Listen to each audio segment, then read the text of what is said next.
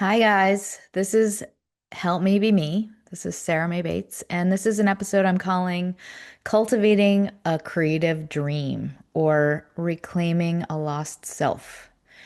This is for anybody. I mean, if you don't think of yourself as a creative person, I think this still would relate to you. If you are a person who is trying to really channel more of yourself toward something that you've always wanted or that's coming from a deep down place inside of you, like a personal goal or personal dream.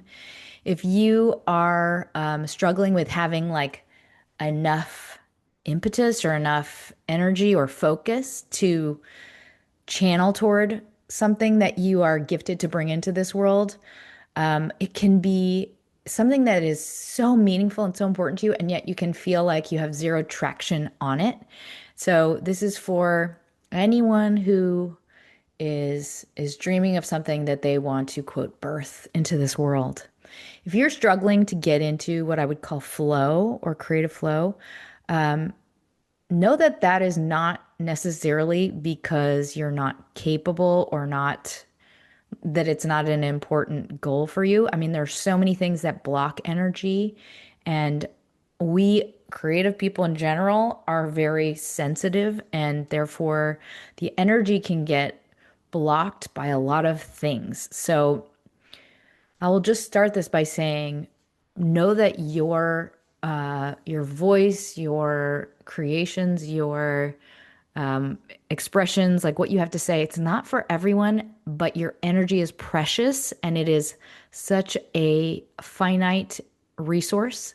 So you really have to be overly protective of it. Like a lot of people, a lot of things will try and take it from you. And so you have to be really conscious and aware of it and covet it and make sure that you're channeling that towards something that deserves it. If you are in a state of change in your life, like maybe you're at a crossroads of some kind, or you're trying to move into a new chapter in your life, you might be questioning, what is it? What do I want? What do I want to focus on? What do I want to generate in this world? Who am I? Am I happy? Do I want to change things? Could be at the end of a chapter like a relationship or a career, like you're changing careers, you're moving somewhere new. And I think a lot of the time in those moments, we have this like awareness of a vacuum that's been created. And that can be the beginning of a creative process or creative birthing. And I think it's a great opportunity, but it can feel like kind of scary and overwhelming, and we can feel groundless. And so if you are a person that wants to kind of jumpstart that inner sense of drive, I'm hopefully going to have some tools for that situation in particular. So, to access what I'm describing as that place of flow and drive and really be like self fueled in our creative process, we need what I would call private psychic space. Like, we need that kind of safe container of focus, which is really challenging to create in our lives today. But that space is when we can really express in a fluid way.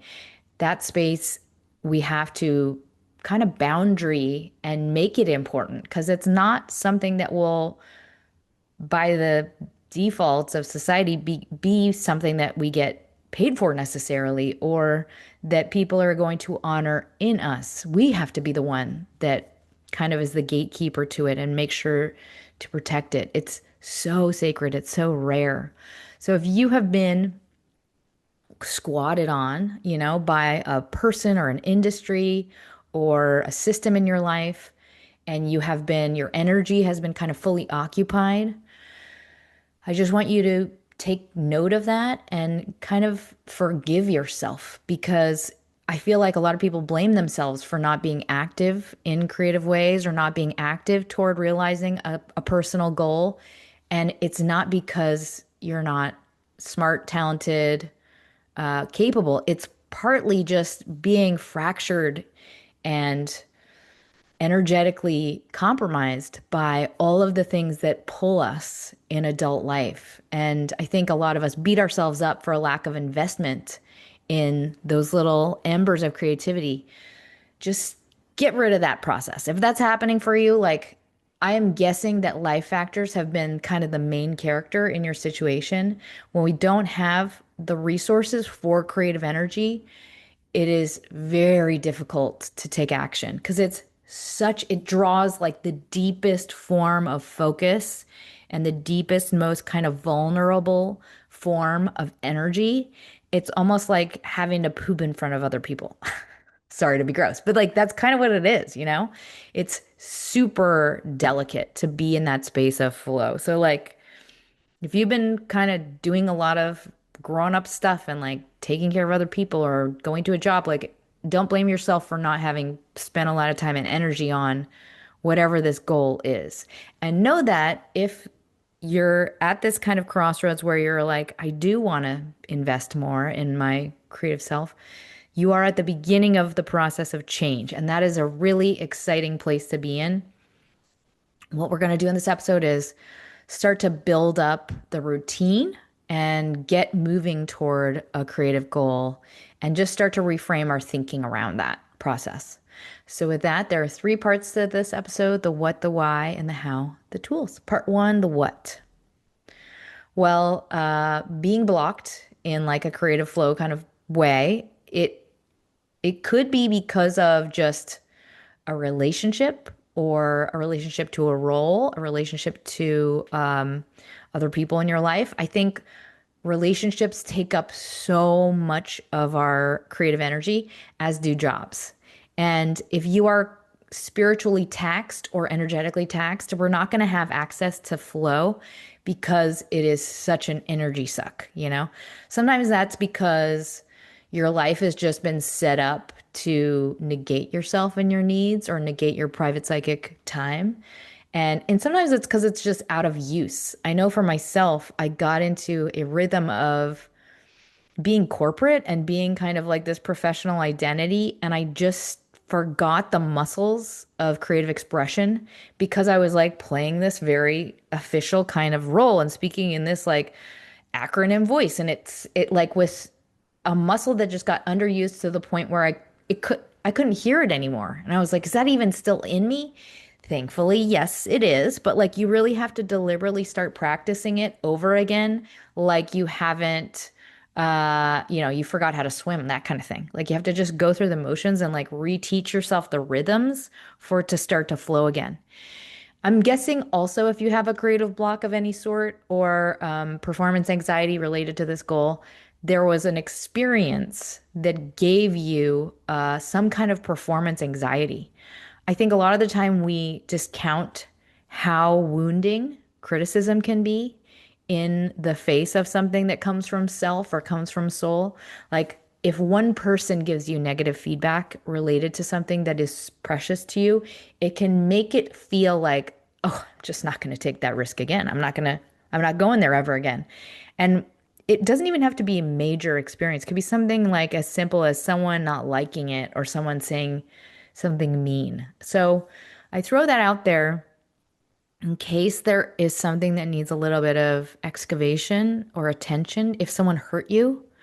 And then just become aware of like how it affected your energy in the moment because it can really take away your ability to express yourself freely. And it's like an injury of self. So it's like a deeper kind of wound. It can be any, variety of mediums, like a mean boss, a harsh teacher, an overly demanding partner, a parent that doubts the merits of what you're doing. So just process that if anything rings true. I would also say like when we are unable to focus on a creative goal, it could be there's some conflicting value system deep down, like from your priorities in your life. Like there could be some fear-based part of you that's like, I've got to focus on making money. I've got to focus on be climbing this ladder. And therefore you're like conflicted about the effort in itself. So for example, like a lot of things bring up these conflicts, like moving out on your own, or when you become a parent. I would call these all conflicts of drive because it doesn't mean that it's not important to you. It just means that There are two opposite things that are both important to you, and you're kind of negotiating what they mean in your life and like whether or not you can accept having both if they both feel right for you. It's really just a sign like processing needs to take place. So, with all of these situations, know that if you have this inkling inside of you of like, I have something I really want to do, I have this dream, it's coming from a real and wonderful place. Like that creative original force is inside you and it's true. And for it to come forth, you can think of it like rebuilding an estranged relationship. Like all it takes is really clear physical actions that demonstrate to like inner creative you, that you mean it. And little by little, this little creative voice starts to trust and come forth and get louder and louder and louder. And know that it's not easy. It's like I think one of the hardest things to do to become comfortable enough to like open that flow. It's and I say that regardless of the craft, whatever this expressive energy is inside of you. I think of it similar to singing because it really needs to be you need to get to a state where it can just come out. It's like you can't control it. It just needs to be, you need to foster that state, that condition for that thing to just come forth on its own. It's like, it's an organic process, like a flower. It's just like an organic thing that's going to happen. I read this quote in The War of Art, and I'm paraphrasing it and I can't remember what it was, but it was like, if you can predict the outcome, it's not art. I think that's true of like this essence. It's like, it's not something that we can premeditate, or we can just set up these perfect conditions and give ourselves that background and training and give ourselves like the tuning for that thing to just be able to erupt. So I think a lot of those conditions are kind of the most important groundwork that needs to be done on a practical level, like scheduling the time, making sure that it's important to you and you allow for it to be important to you. And like from a meaning perspective, making sure that you have, you're not forcing it. Like you haven't scheduled like 15 minutes for this thing to come forth, like so that it's actually a part of your schedule. And I also think like being able to have a continuous experience is a big piece of that puzzle. I say that because, if you are in a state of like, super intense high stress and then like self-medicating that stress, you're in a loop of self-medication that does not allow for you to have like consistent meditative thought or focus. So it's like that condition in itself can prevent you from taking action because you're literally not able to stay in like one kind of like focused day after another. So just don't forget the importance of like just the practical stuff. But if you are a person that feels like you are just like nothing's coming out, like you feel numb, you feel uh, lack of inspiration, you feel energetically blocked, you feel like overwhelmed every time you think about creating, or you feel just blank, like neutral, and maybe the fun has kind of drained out of it, or like the excitement has drained out of it, know that that is likely underused muscles, but also burnout. Like, don't blame yourself if any of that sounds true for you. If it feels like there's like this like complete lack of sensitivity to all of this kind of inspiration or voice inside of you, I'm guessing there's a part of you that's just completely been dried up by life. So the first step in a situation like that is like compassion. React to yourself with curiosity and compassion. And then B, like you need some raw material. You need to be able to have a little bit of frivolity, play, and just joy, like unscheduled joy. And I think that's something that we almost have to reteach ourselves how to do. I mean, as a working mom, I feel like the lowest thing on my list of things to do is like unstructured wandering. It's like there's that part of your brain that's like, but what? But why? what is the value? What is the transactional value of this thing? It's like that in itself is kind of like what the block is. So, whatever feels like it could be random and take the pressure off of it, that would be like a next step. And I would also ask you, what can you take off your plate? Are you asking too much of yourself right now? Is there anything you can remove from your plate? Which brings me to part two, the why. This is a really brief way. I kind of touched on a lot of this already, but I would say in general, when we are blocked in a creative flow state, it's because we are occupied. Like there's like this occupied sign, like with a lavatory. Like it can look like many things in your life, but whatever that occupied sign is labeling, it is probably because there are two things in your life or three things in your life that are equally important. And one of them is dominating the drive, the spigot of drive, career, kids, relationship. Maybe it's a relationship where a person has taken your right to be autonomous from you. Like, I think that's a really common situation to be in when a partner demands that you be their highest priority.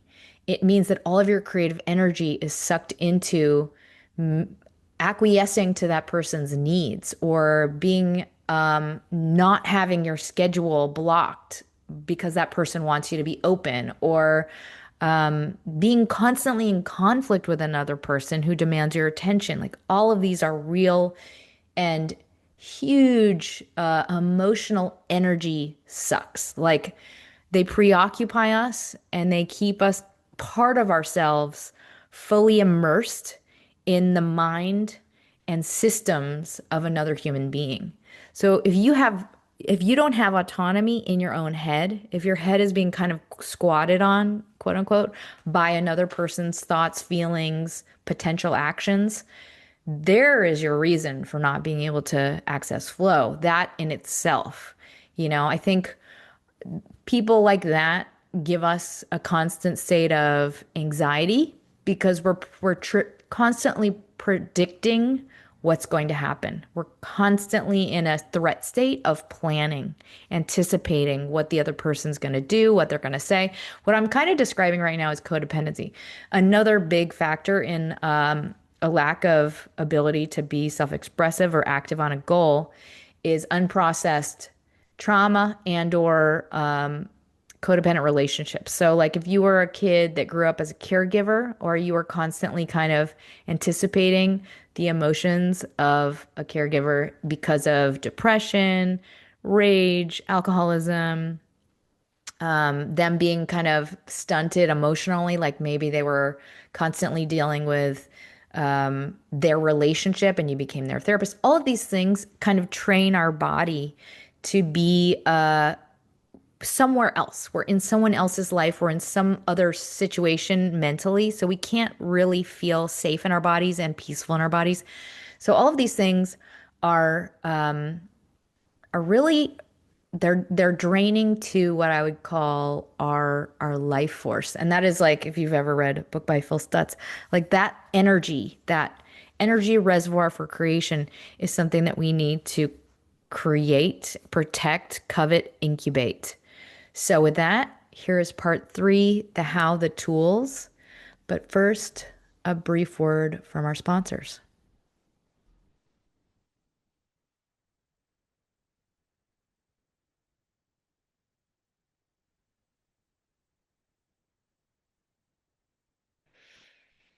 Okay. The first tool is called Locus of Success. So I think one thing that we do unconsciously as adults is we don't really recognize where we're placing the measure of success for ourselves. And a lot for young people, most of the time we place our locus of success, like what I would call our measure for success, on external validation. And we think as soon as I'm popular, as soon as I have this many followers, as soon as I have this paycheck, I'm a success.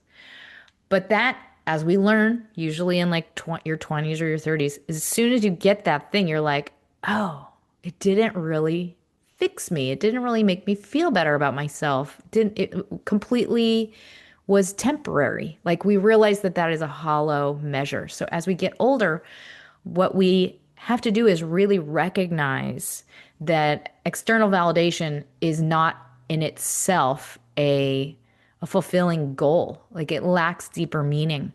Our locus or our metric of success really needs to be continuous, and it needs to be based internally in some truth about ourselves.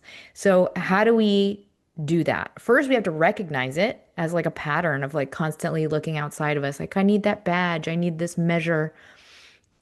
We have to like consciously decide to turn it inward. And we have to think deeply about what it means to us to do something like this. Like, what does it mean to you to achieve this goal?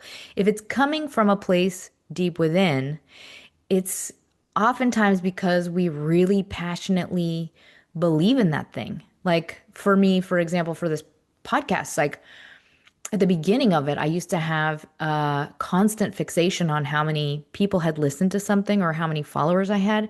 And it really made me go through roller coasters of joy and then defeat and like feeling bereft. And what I recognized was like, oh, this is really not sustainable. This is absolutely distracting me and making me react to something outside of me that I cannot predict or control. So really what I started doing, I put on like my bulletin board, just little quotes to myself, like, if it helps one person, that is success. That was a metric for me. And I'm inviting you to do the same thing. It's like when something's coming from deep within, it is because there is a deep part of you that knows it is so meaningful and beautiful to you. And I want you to just tune into in your journal, like where your instincts are coming from, come back to your core. What are your values? What are the reasons you're creating this art? Like, is it because you believe in it? Is it because you want to help people? Is it because it's something that is so tied to your culture? Really like hold tight to those because no matter who we are, we will go through periods where we forget and we start to chase like the external and it gets really disorienting. We start to feel like really bound to these outside measures. So know that the internal goals will fuel you forever. And if you can keep a sense of it always and keep it top of mind, it will always keep you safe and driven. So here are the journal prompts. What is your truest why related to creation? Where does this come from? Like, trace its origin. What does it mean for you as a person? What's your story? Next prompt, what can you celebrate in your relationship to growth on this path? Like, for example, would you be celebrating consistency? Maybe at the beginning you're celebrating consistency. Maybe you're celebrating contribution, individual contribution, like I was able to raise this much money, or I don't know, fill in the blank. Another way you can measure it, how many lives you enrich, how many letters you get, I don't know. Whatever relates to your medium. And then last prompt, what is a single mile marker? Like I would call it I used to call it big as the stars goal in my journal, my happiness journal, that you can set your future sights on. And by that, I don't mean like I'm going to make my first million. I mean like I'm going to be able to sign my first donation check to this charity. I don't know. Like, I think having something that symbolizes an ethic in your life and also celebrates a goal tied to the art in itself. So, like, I like to picture a moment in time and a setting, and it's like a symbol of like where I've traveled, if that makes sense. Anyway, that's the last prompt. Enjoy that one. The next tool is called simply grounding. So if you are a person who is coming back to a self that has been kind of left abandoned for a while, it will feel groundless. You might have already experienced this where you feel like I have no energy, I have no drive toward this thing. It feels a bit trivial because it's so uncharted. I've heard it described as like being floating or like you're working in a vacuum, like it's not real.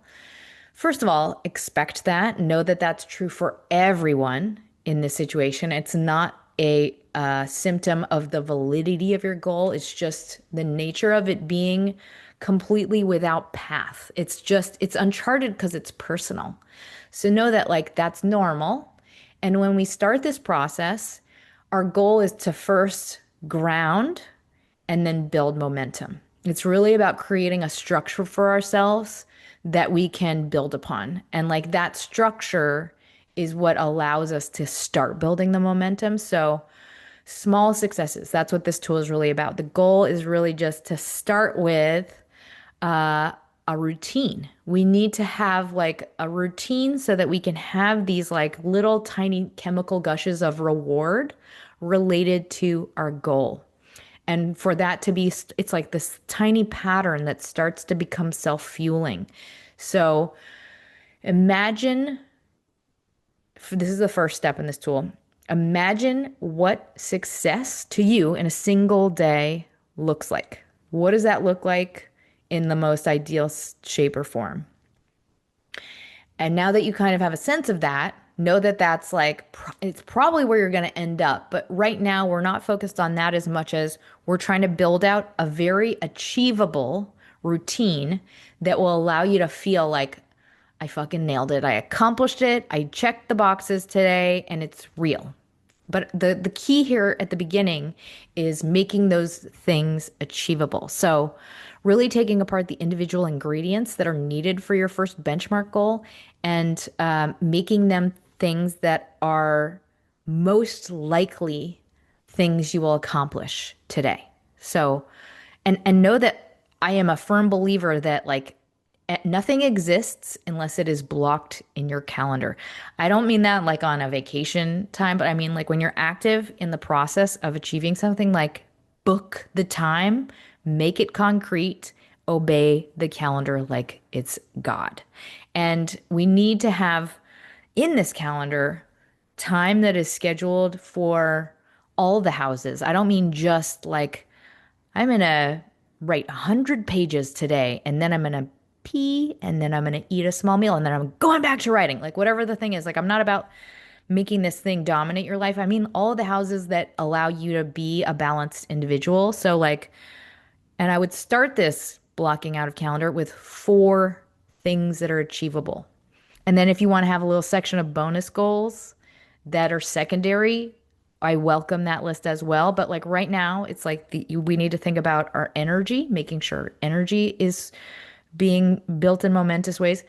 Our soul is addressed, our creative goal is addressed, and our personal, social, whatever needs are being addressed. So today, just write down 4 things that are achievable. And then if you have your secondary goals, write those down. But like, I think, for example, I'm right now working on a a bunch of so I have like 5 jobs. One of the things I'm working on is very much informed by my creative work on this show. So I would block out working on this show, then I would work on the secondary job that's related to this show because I know that energetically it's going to kind of tune me for the next step. I want you to kind of block out your day in the same way. So it's like if you know that you feel great after you go hiking, like the schedule will say like I'm going to hike, then I'm going to write, or I'm going to hike and then I'm going to paint, or whatever the thing is. And really just design this around your personal nervous system. I also think if you can wake up earlier, you already have set yourself up to success because it is, you've got a leg up on the day. I mean, all of these things are just kind of no duh, but I'm like, if you can have one day where you have success, it's just telling your mind, like, this is totally achievable. As you start to build momentum, you can start to add more things, but for now, just keep it so simple, so achievable. Instead of I'm going to finish my novel, I'm going to write 2 pages. Okay, next tool, somewhat related. Watch the energy saving brain. Like just notice your energy saving brain. Creative energy is so depleting. It draws so much from us. And therefore your brain wants to escape it because it just feels daunting. So notice that. Know that it's going to happen. As soon as you sit down to write or do whatever thing you're going to do, your brain's going to be like, oh, I need to do blank. And like it's going to want to escape. It's going to want to default to something that is an excuse. It's already calculating ways to escape it. And that has nothing to do with if that is true for you or if you actually truly want to escape it. It has nothing to do with that. It's just kind of the way your brain works because it's trying to protect you from pain. Like you're trying to like calculate your way out of pain. It's not actually pain. It's just energy drawing. So know that that's coming and watch it occur and go through the motions of working toward the thing anyway.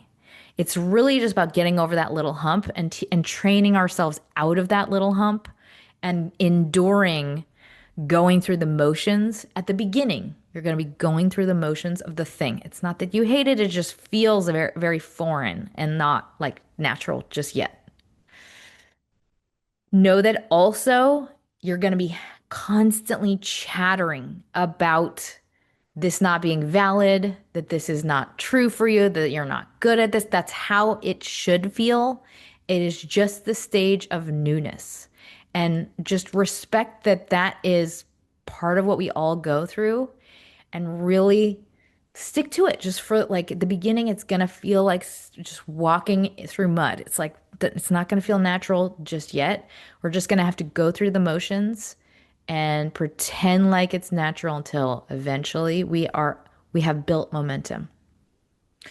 All right, the next tool, the feel test. This is a kind of a weird one, but if you are in your brain, if you are trying to script out exactly what the outcome of something is going to be, it's probably not coming from the place it needs to. If you're constantly predicting how it's going to be received, what it means, is it good, is it bad, that's like our controlling instinct coming in.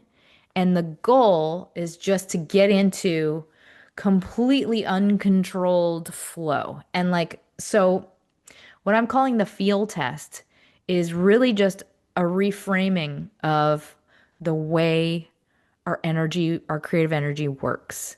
Like you can trust that whatever the thing you're going to make is going to be original to you. It's going to come from a place that is unique, that you cannot possibly anticipate. And therefore, you don't have to worry about it. Like, this is really a reflection more than anything about like growing that intuition and that sense and really being able to tune into what the energy feels like when it's coming from deep down inside of us.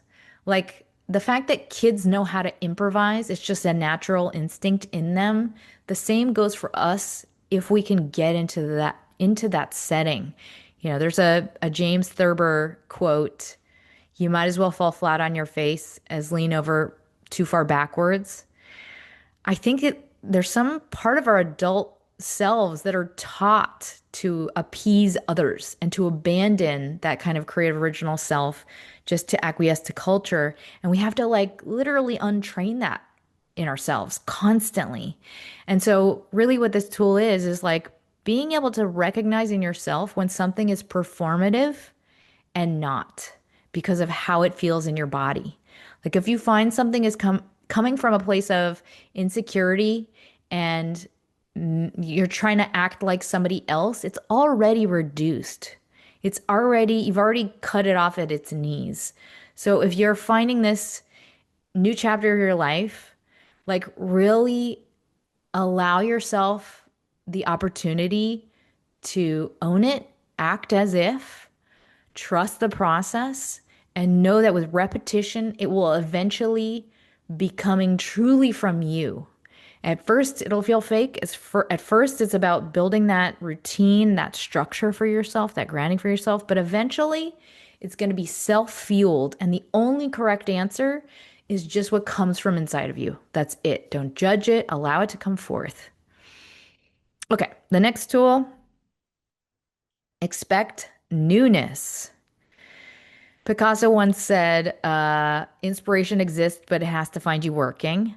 So, in this stage of your life, like we really have to commit to action and use our will, connect to our higher self, but also be open to things being different than we expect. We are constantly like our brains are prediction machines. Like we don't realize how much of what we perceive has been kind of scripted out by our expectations. So while you are working, I want you to welcome something completely new arriving in your life. Like as an exercise in change, in growth. I do this exercise as often as I can remember to, but like this is a meditation I invite you to do right now. First, imagine what you think today will be like, and imagine everything being the same as it always is.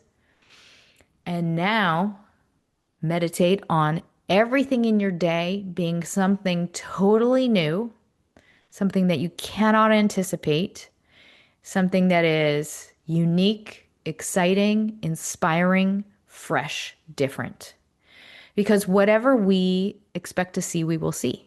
Whenever we are energetically in a rhythm, we are predicting and also actualizing what the rest of that day will look like. So it's really important to keep yourself open and remind yourself to be open. And if you are a person that is already disappointed in yourself, or you're predicting you're not going to win at something, or you're going to be stuck in inaction, or you're absolutely going to be doing those things unless you remember to reset and be open to something completely different occurring. We are the architect to our own experiences. And so we have to consciously seed our brain in the moment right now to think differently. And so we have to open our conscious awareness to a new pattern, a new way of relating to our day.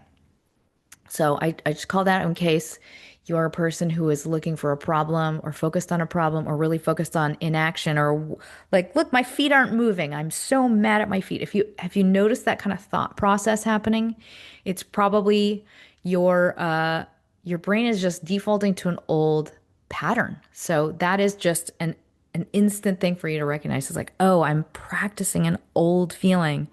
Let's just meditate on, I welcome the future to be different. I welcome the future to be new. All right, next tool is a journal exercise called Bring Out the Clay or Yell at the Problem. I remember when I was a kid and if I would be scared in the dark, I would like talk really loud and like yell very confidently as a means to show the monsters that I was not afraid of them, and then they would not attack me. That was the logic I had in my head. This is a similar tool in that I'm inviting you to whatever the monster is in your current situation, just call it out. Yell it out, write it in your journal, externalize that conflict, and just be in it. Be square in the middle of it. Be fully aware of it. Be fully immersed in it. And I think that's one way to be in the processing, moving through it stage, but also to free up all of that kind of negative psychic energy that's like in a constant state of solving and worrying in the back of your head. That is such a draw of creative energy. So if there's something that's nagging at you, something that's causing you fear or anxiety, call out the monster, yell at it in the journal, write it down, and just know that it's you're in the organic stage of solving it. You don't need to keep it back here in a worry state anymore. You will move through it. All right, the next tool, don't be mad at the symptom. I think one thing I've recognized in myself, at least in the last couple of years, is I've been really hyper focused on a symptom in my life and thinking like, how do I fix this symptom? For example, yelling at my kids, being frustrated at whatever, traffic, whatever the thing is. Perhaps if you're noticing like this, if you're micro focused on something that is like why can't I fix this thing? Perhaps the real problem is a holistic life design problem. Managing the managing of the employee, quote unquote, that is you in your life, you and your soul and your energy. If we can back up from something like a symptom that's presenting in your life and really like take note of the big picture as a whole, we can see that the real issues are often boundarying personal time and balancing our energy reservoir and not necessarily allocating enough attention, time, and care to regeneration of ourselves. I think especially for working moms, it's like and working everybody's. It's like one of those things that you don't realize like how much you have negated all of the houses until you're noticing yourself like being really mad for no good reason. You're like, "Oh, what's happening here?" Or if you notice that pendulum swing of like, I'm stressed, and now you're trying to really aggressively reset your level of stress, by unhealthy means. Like that is another symptom that is a canary in a coal mine showing you that stricter boundaries of time need to happen in your life as a whole. So if there are imbalances in your life and they're showing up as coping mechanisms, this is really just an invitation to assess some big and sweeping changes to the schedule, to the calendar, to our God, the calendar. All right. The next tool is an inner dream work exercise. I know for a lot of people, dream work is baloney, but for this girl right here, it is so effective and magical and amazing. So I wanted to invite you to do this exercise. Just be open to it, try it out, see what happens. The So, for context, when we have figures show up in our dreams, they are all representations of parts of ourselves. And one thing that happens in dreams is opposite sex figures show up as representations of things we have not cultivated in our lives. And so I think this is a really helpful, simple reflection is just take note of a person of an opposite gender in the next dream you have and look at this figure as a snapshot of a condition in your life. What can you learn about how this person is behaving? And like based on that, what advice can it gift you about what is needed in your present day to day?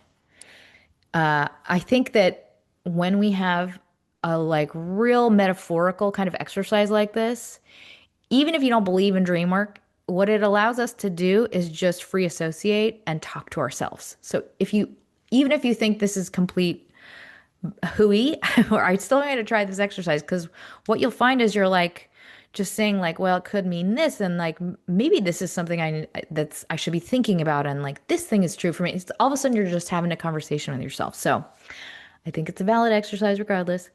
And the next tool. It's a super, super simple mantra. Keep the dream vivid and continuous. Regardless of whatever steps you're taking, regardless of how